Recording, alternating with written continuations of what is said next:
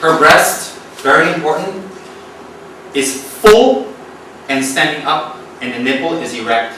The nipple is erect have meaning, have a lot of tantra meaning. I cannot explain now, but you cannot make her nipple. I see some Kathmandu, some vajrayogini statue, they bring down. It's very bad. Why? Back then, Pommel shows like an old lady, they bring down. Vajrayogini shows like a young lady, they bring up. It's up and it's full, but not. You don't make like too much. It must be anatomically correct. But her breast is actually full and the nipples is erect.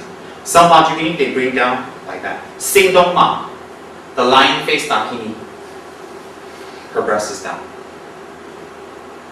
Okay?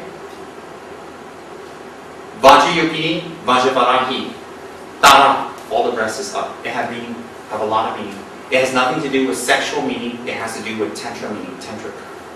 Very powerful. And her waist is very slim, and her hips jut out.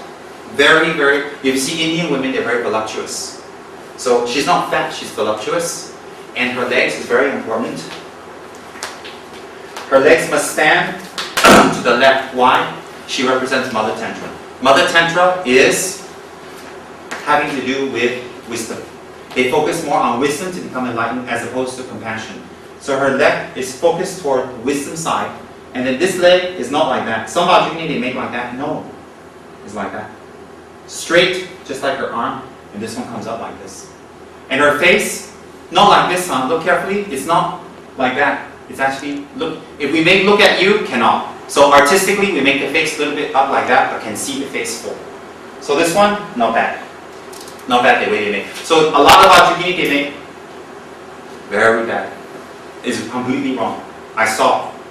It cannot be like that. Very bad. She's not looking up. No. She only her eyes telling you where she goes. If she look up, look like she don't care about you. The face look at you, she care. So it's like this. Can see the face and her eyes looking up.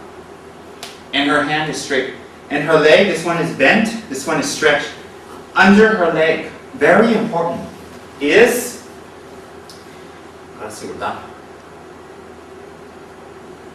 black Bhairava. Black Bhairava represents what? Represents hatred and ignorance. And is male. And his face and his chest is face down. She's stepping on what? She's stepping on his here and here. Actually, his head is bent backwards like this.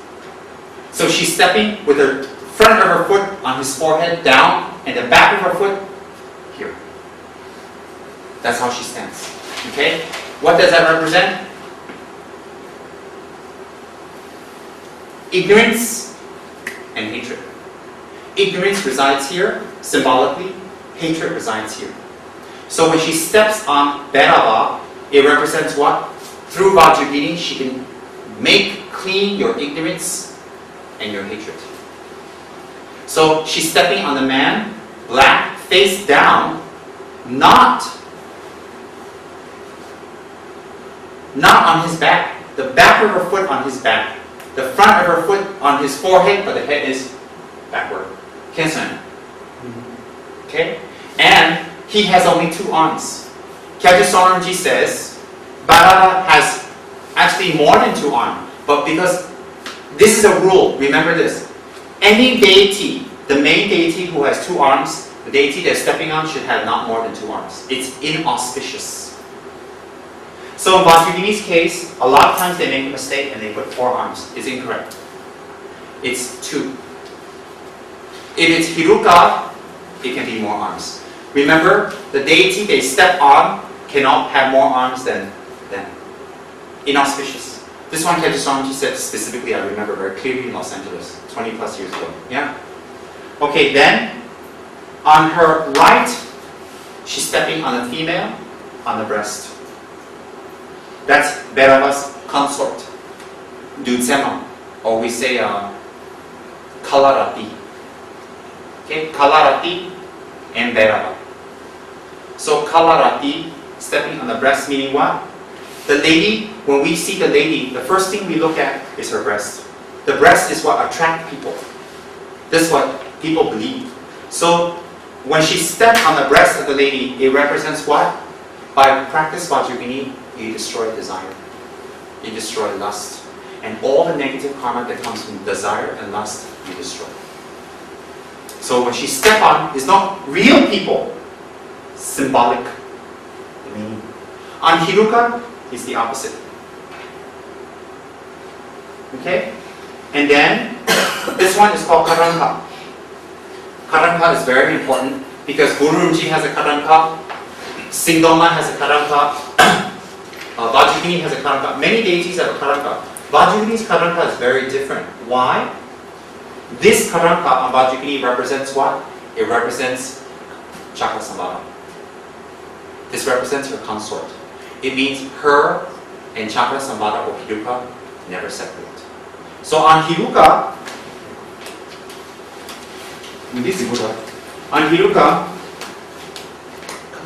she is holding him. He's standing and holding her. Right? Vajrayogini and Hiruka is together. But on Vajrayogini, Hiruka is here. So it means in this tantra, she's the boss. On Hiruka, his Karanka doesn't represent Vajrayogini. But on Vajrayogini, her Karanka represents him. Why? Vajrayogini and him are exactly the same, but her is a condensed, short, easier, faster, quicker, less requirement practice to reach enlightenment than his. So hers is simplified. But it means that he is with her one. So on her, the Karanka represents Hiruka. And her Karanka is very important because on top of that Karanka has a Vajra.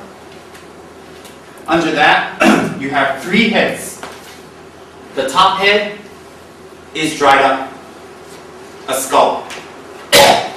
The next head below is halfway rotted. It will be, halfway rotted. Then the next head below that will be fresh head. These 3 heads represent what? The 3 Buddhas of the past, the present, and the future. Dried up head means gone. That's Buddha Kupajanda.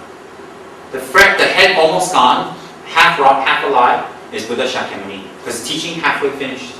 Then a new head, fresh, represents Maitreya to come. In Tantra, you use visuals to represent. Under the head will be a double Vajra. Okay? I'll show you a picture. Under the Vajra will be a long light vase. Tsebum, like what Dzongkhapa hold. Okay? Then the tsebum is wrapped with a kata and a damaru. Remember that damaru. And a damaru hanging. This is a very special feature of Vajrayogini's Karanka. Very different than Guru Padma Sambhava. Guru Rinpoche on top of that Vajra has 3. A trident. Very, very different. So people always mix back and forth, they don't know. You must know the meaning. It's very important to do correct. Okay? Then you have a kata tie, a scarf, and then you have a damaru and a damaru bottom. Like that. And you have this one also. So it's hanging like that. All Vajrayogini's Karanka. With a kata. That's what it looks like. Jubi on it. Oh, should have. Let me take a look. Should have a bell also. I found it already, Chad. Forget it. Go to sleep.